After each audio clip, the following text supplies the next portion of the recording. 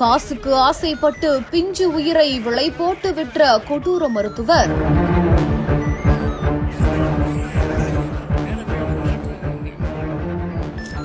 எல்லா வேலையும் பண்ணிட்டு எதுவுமே தெரியாத மாதிரி ஒரு மூஞ்சு. பிறந்த 5 நாளை ஆன ஒரு பிஞ்சு உசுறு இருந்திருக்குது. இது குறித்து அந்த பகுதியினர் கடலூர்ல இருக்கக்கூடிய சைல்ட் லைன் அமைப்பிற்கு புகார தெரிவிக்கவே அவங்க வந்து விசாரணை செஞ்சு பார்க்கும் பொழுது அந்த குழந்தைய 1.5 லட்சம் ரூபாய் கொடுத்து அந்த பெண்ணோட உறவினர் வாங்கி கொடுத்திருக்கிறது தெரிய வந்திருக்குது. அதன் பேரில் போலீசார் வழக்கு பதிவு செய்து விசாரணையை நடத்தியதுல குழந்தையை விற்றிருக்கிறவங்க கடலூர் மாவட்டம் மடலூர் புதுத்தெருவை சேர்ந்த சித்த மருத்துவரான சத்யபிரியா அப்படின்றது தெரிய வந்திருக்குது.